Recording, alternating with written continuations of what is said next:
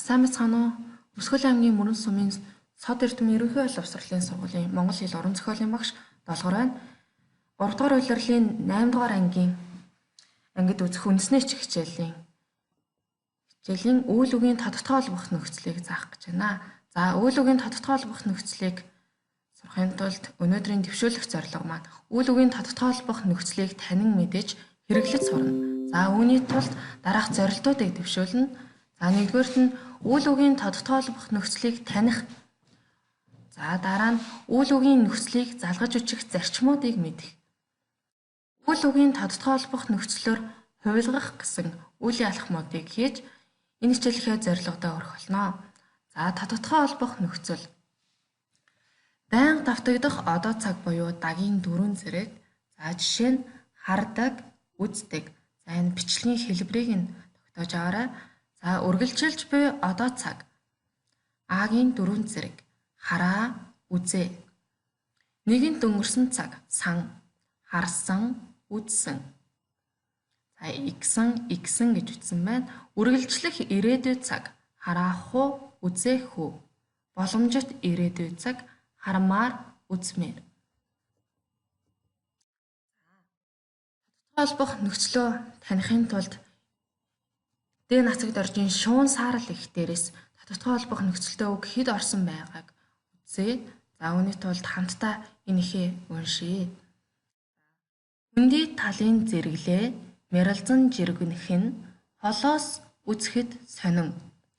Хэдэн жижигхэн юм түүний дунд сүүмэлцэх нь яахан даруй танигдана. Уудам газар дураар сэлгүүцэх нь хээр хөдөөгийн цэнгэл. Хурдан морины яралзан ирэх нь эр хүний багтал. Ойртон үзвэл хэдэн залуус морьт харлаж байна. Сүрэнхүү саарал морины арайхан тогтоож. Овооны дэргэд буун хөлсийг нь хусаад.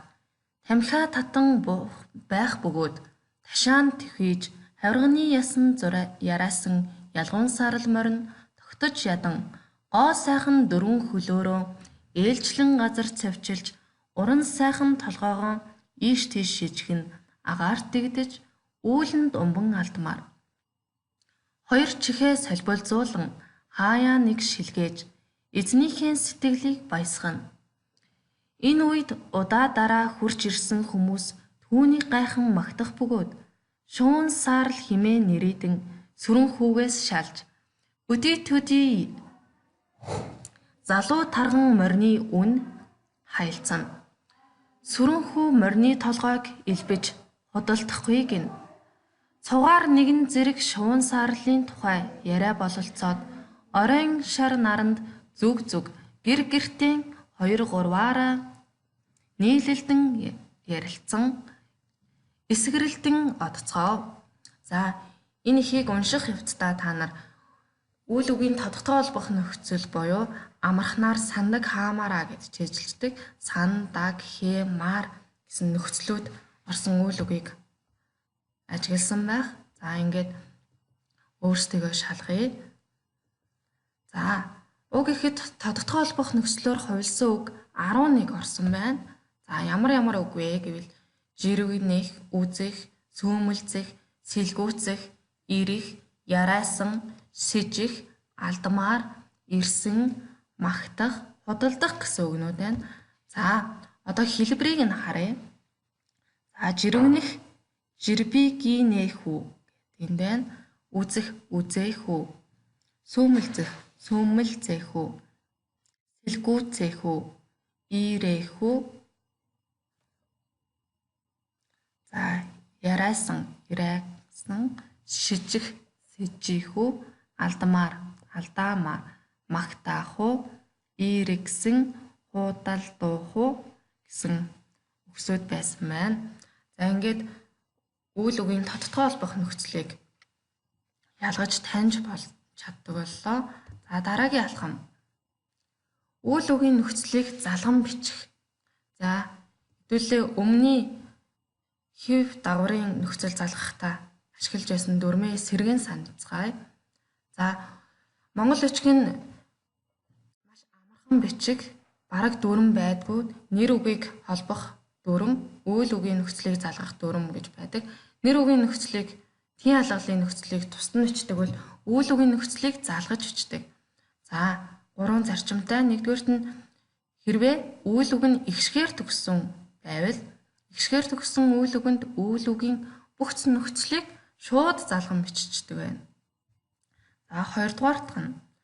За, гийгүүлэгч буюу ин, бэ, дэ, ир, ис, ил за амархнаар навдарсал гэдээ уншиждаг байгаа. Гийгүүлэгчээр төгссөн үйл үгэнд я, гэ, ин, им, ил, ир, си, эсхий толгойд нөхцөл залгахад гидс жийрэглэнэ гэсэн зарчим байна. Навдарсал, ягаан молор, си эсхий гэд шийдэлчихэд болно. За, энийг холбох хэгшгийн дүрм гэдэг. За, 3 дугаар зарчим.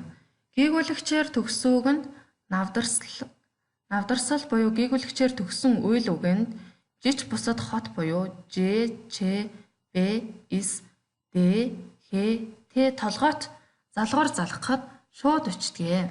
За, энэ 3 зарчмыг ашиглан үйл үгийн тодотгой холбох нөхцөлийг хулгаж бичихнэ. За, энд хэлбэр нь харагдаж байна. Ин, бэ, дэ, ир, ис, ил.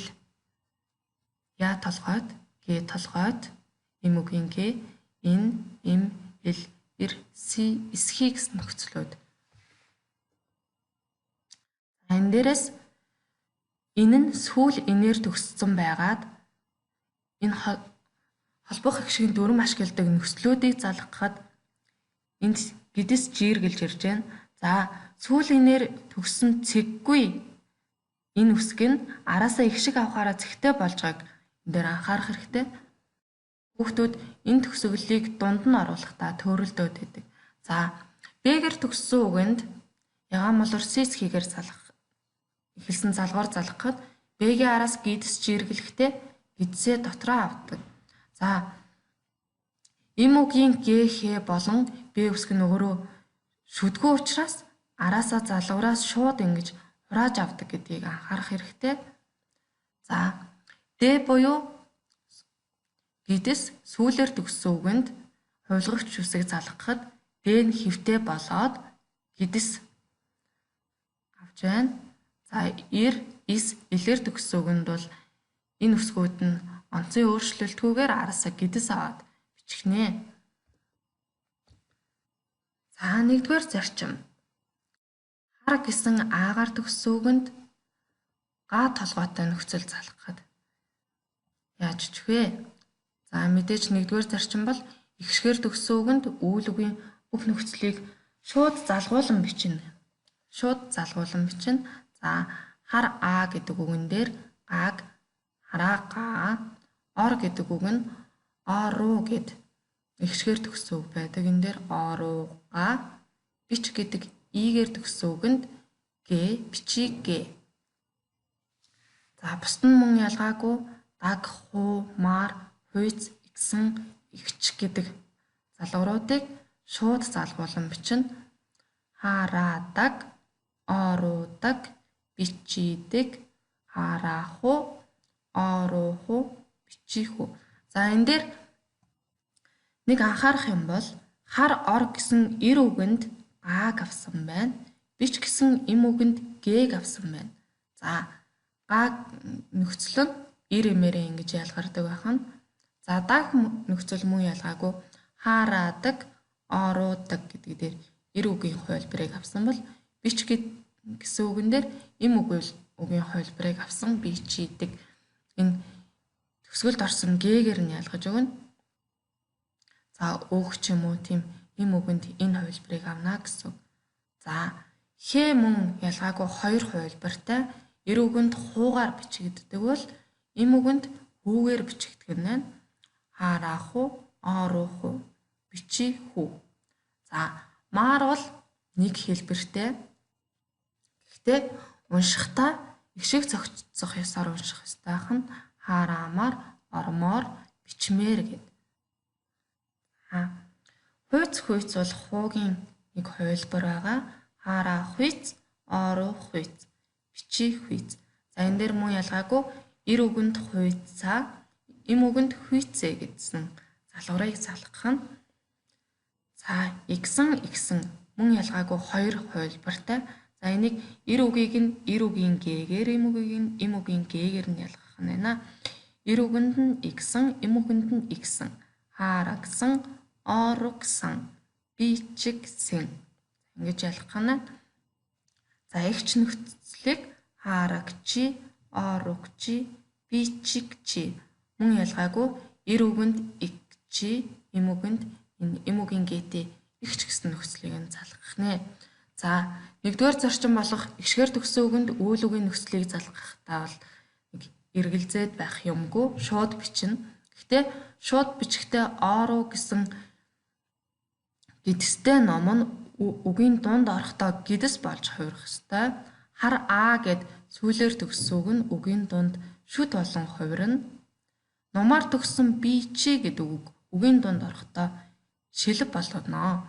Тэгэхээр эгшгээр төгссөн үгэн дээр анхаарах зүйл бол төгсгөлийн эгшгүүд нь дунд ордог хэлбэрээрээ бичигдээд араасаа залгуураа авна гэдгийг анхаарах хэрэгтэй. За хоёрдугаар зарчим. За энэ бол авдарслаар төгссөн үгэнд ягаан молор сисхий толгойтой нөхцөл залгахад гидс авна гэдэг зарчим байгаа.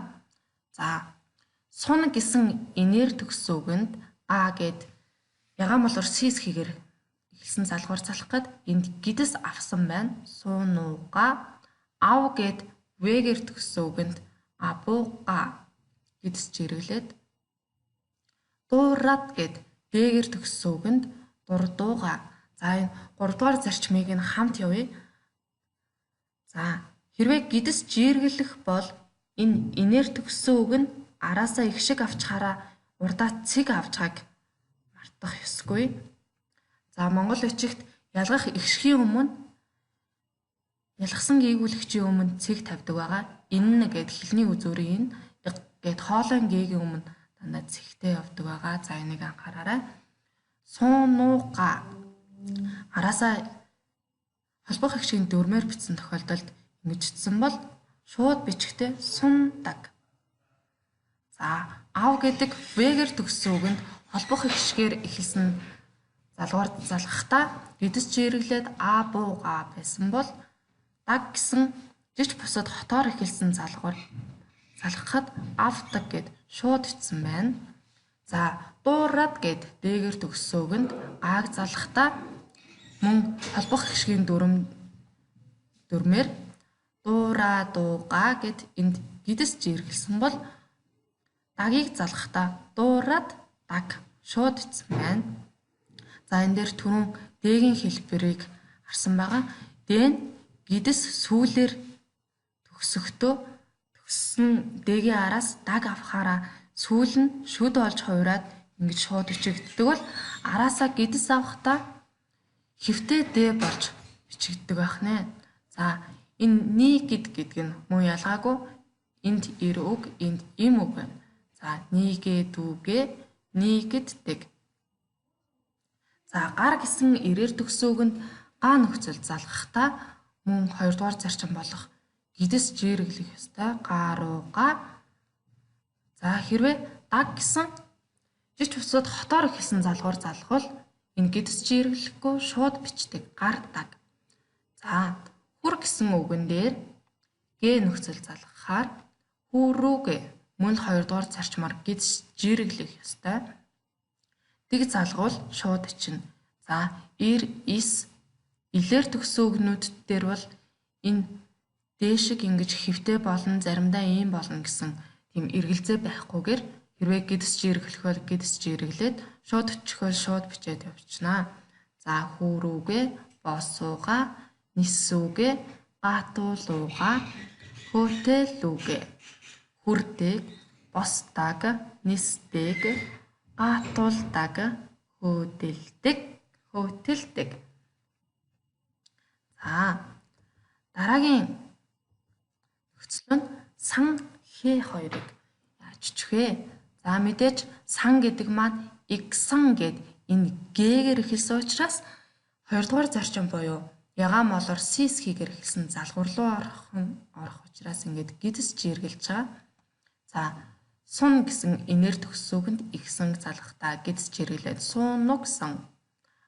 Ав гэд бэгэр төгссөн үгэнд гэдс жиргэлээд аавгсан. Дуурад гэсэн үгэн дээр гэдс жиргэлээд дуураад өгсөн. Нийгээд өгсөн. Аарugсан. Хүрүгсэн. Боосугсан. Нийсүгсэн. Гатуулугсан. Хөтэлүгсэн. Хөтөлсөн. За сун гэсэн үйл үгэн дээр хуу нөхцөл авахдаа сунг хуу болсон байна. За энэ дээр нэг анхаараарай. Дараа тайлбарлах болно. Ав гэдэг дээр хуу, дуурад хуу. За хуу нөхцөл бол эр үгэнд хуу, им үгэнд хүүг залгана гэсэн байгаа. Бусад үгэн дээр адилхан дуурад гэд эр үгэн дээр дурдах, гарах хуу, босох хуу, гатал хуу. За нэгд, нэгдэх, хүрэх, нисэх, хөтлөх гэсэн үгэн дээр им үгийн хувилбарыг авсан байна. Сан мөн ялгаагүй эр үгэн дээр игсан, им үгэн дээр игсэн, дурдагсан, гааргсан, боосугсан, гаталсан. За им үгэн дээр хүрсэн, ниссэн, хөтөлсөн гэсэн үгнүүд байна. Маар нөхцөл. За маар нөхцөл бол эр им хамаагүй нэг хэлбэртэй байдаг гэж хэлсэн байгаа. За сун гэдэг үгэн дээр маар залгаад энд гэдс жиргэлсэн байна. Сунуумаар, абуумаар, дураадуумаар, нэгдүүмээр. За ингээд энэ жишээнүүдээс харахад та нар ягаан моллоор сэс хийгээр ихсэн залгуур залгахад энд гэдс авах ёстой байна. Жиж бусад хотоор төгссөн нөхцөл ихэлсэн залгуур залгахад шууд бичдэм байна гэдгийг энэ хэдэн жишээнээс харж байгаа. За сунах үйц, авах үйц, дуурах үйц, нэгдэх үйц, гарах үйц, хүрэх үйц, босох үйц, нисэх үйц, гатлах үйц, хөтлөх үйц. За анхаарах зүйлийг хэлье. За энэ хичнээн гараагүй ч гэсэн энийг та нарт сануулах үднээс оруулчлаа. Ав гэдэг үгэн дээр баа нөхцөл залгахад бидний сая үтсэн залгуураар бол навдарслаар төгссөн үгэнд жиж бусад хотоор эхэлсэн энэ бэгээр эхэлсэн залгуур залгахад шууд бичнэ гэсэн дүрмээр бол абба гэж бичих ёстой байсан бол за абуба гэж бичдэг. Бэгээр төгсөн үйл үгэн дээр бэгээр эхэлсэн залгуур залгахаар энд гэдс жиргэлдэг. За энэ онцгой тохиолдол байгаа. Энийг хараарай. За бидний сая хувилгасан үгэн дээр гарсан хан гэд биднийх дээр бол сун гэж гарсан. За хан гэсэн инээр төгссөн үгэнд хээгээр эхэлсэн хуу залгуур залгахад дүрмээрээ бол зүгээр хан хуу гэд ингэж биччих боловч за энэ буюу бага инхлэгээр төгссөн үгэнд гээхээ толгойтой нөхцөл залгахад бага инхлэг энэ нь их инхлэг болж инг болж ээж залгуураа авдаг байгаа. За энэ дүрмийг хараарай. За дараагийн нэг тохиолдол нь болохоор өг гэдэг үгэн дээр игсэн гэж залгуур залгахад ягаан молоор сэс хийгээр ихсэн залгуур залгахад гэдс жиргэлнэ гэд өөгүгсэн болох ёстой. Гэвч өггүгсэн гэд ингээд гүү гэсэн үе жиргэлдэг. За энэ ямар учиртай вэ гэвэл за өг дээр игсэн залгаад өөгүгсэн болчвол за энэ үгсэн гэдэгтэй адилхан үг болчих учраас энийг ялгаж өгөхийн тулд үе жиргэлсэн юм тохиолдол байна. За өг бүг хоёр дээр адилхан хувирдаг. За гар гэдэг үгэн дээр га гэсэн бусдаар үйлдвэрлэх хэвийн нөхцөлийг шууд залгадаг, хэвийн дааврыг шууд залгадаг бол бидний одоо үзээд байгаа а нөхцөлийг гэдстэй бичдэг.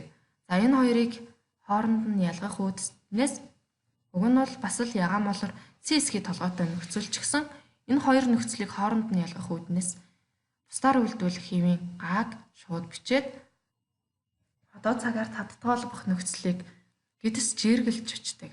За Энэ хэдэн тохиолдлыг сайн анхаараарай, бичиж аваарай. За баттгал дасгал үзье.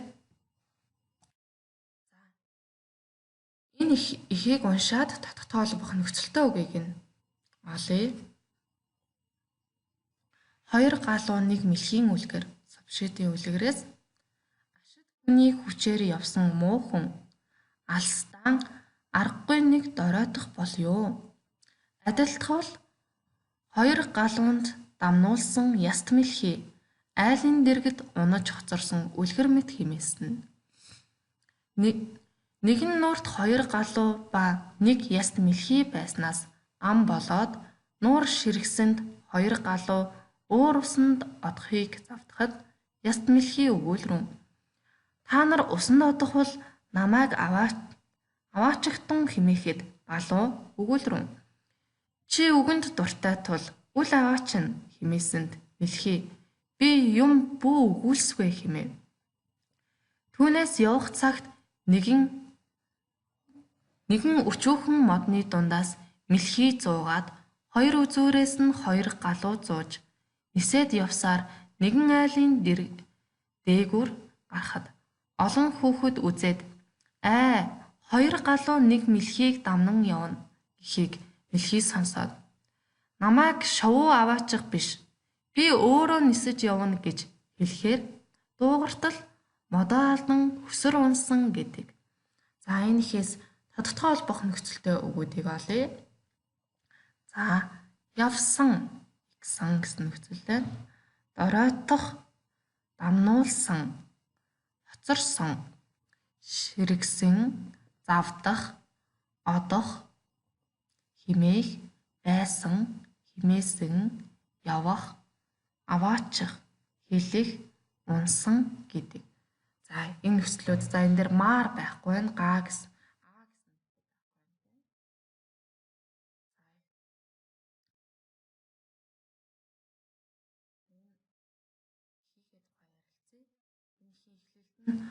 Хоёр галуу нэг яст мэлхий байсан. За зангидлаа нь бол тэр нутагт гам болсноос нуур нь ширгээд эднэр хатаж өгөхөд хүрсэн тэр үйл явдлын зангилаа олон цаашаага энэ хоёр галуу явах гэхэд мэлхий намайг аваач гэд ингээд явж байгаа. За туйлдаа бүр ингээд яг тэднийг хүүхдүүд үзээд энэ мэлхий яаж нисвэ гэхэд энэ мэлхий яг дуурах гэж оролдож байгаа нь бүр туйлдаа хүрж байна. За тайлна ингэж намайг авч явж байгаа юм бишээ би нисэж яваамаа гэж хэлснээс болоод унаж байгаа нь тайлал болоод төгсгөлдөө ингээд унаад хөсөр үлдсэн гэдэг нь төгсгөлөө. За энэ үйл бүтгэн бүтцээр нь агуулгыг нь ярилцсан. За дээрхийн гол санааг тодорхойлъё. За төрүүлж дуугарсан хөөний ам хөвөлж хэлхээсээ өмнө бодох гэсэн утгатай хаа. За мөн нэр хүндэд дурлах хэрэггүй гэсэн далд санааг агуулж байгаа учраас энэ зорьсон санааны нь болгох. За ихэд гарсан ширэг од гэсэн үйл үгийг тодтгой холбох нөхцлөөр хувилгая. Ширгийг гэсэн ийгээр төгссөн учраас нэгдүгээр зарчим буюу эгчгээр төгссөн үгэнд үүлийн залгуур залгахдаа шууд бичдэг гээд ширгийдэг, ширгийхүү, ширгиймээр, ширгийгэ, ширгэгсэн болсон байна. За од гээд дээгээр төгссөн үгэнд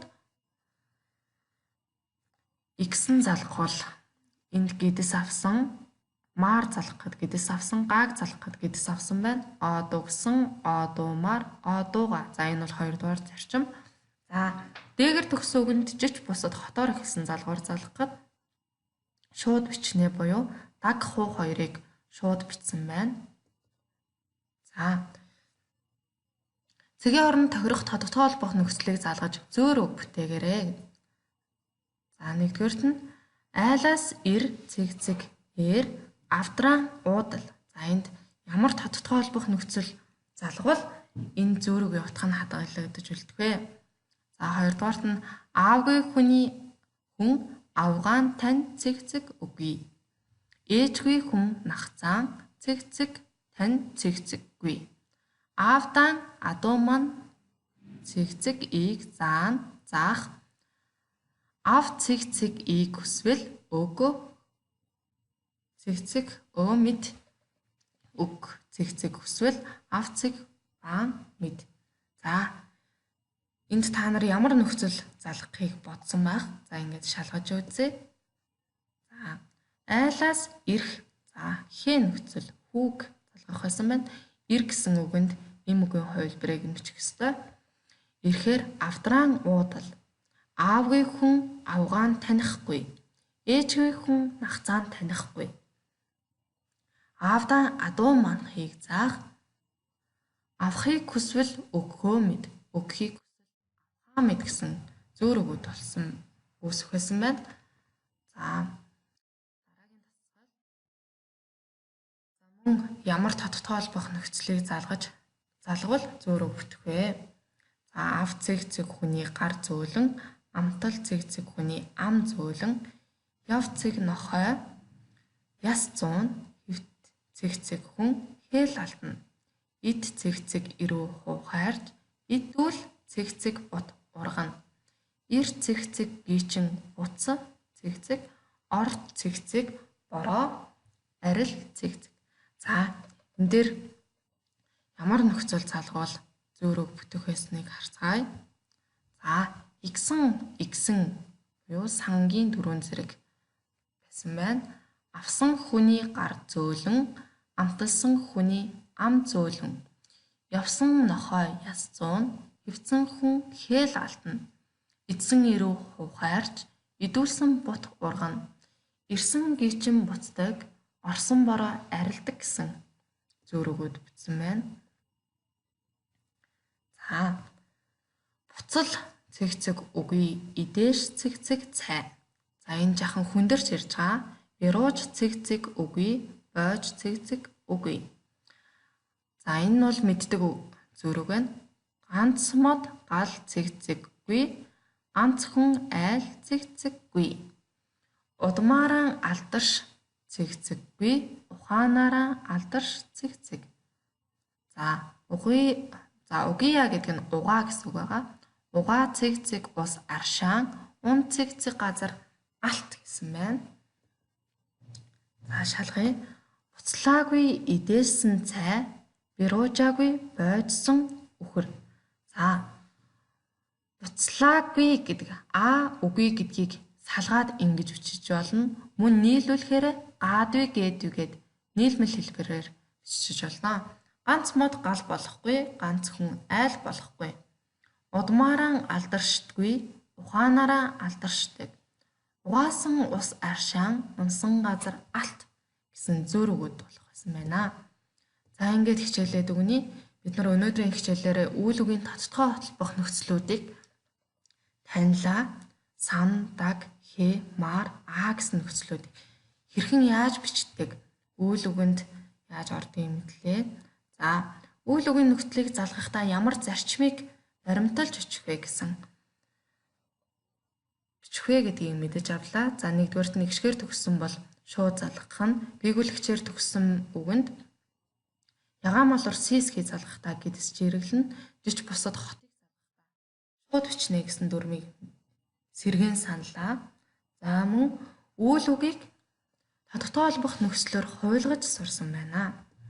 За ингээд анхаарал тавьсан та бүхэндээ баярлалаа. Цагийг үр бүтээлтэй өнгөрүүлээрэй.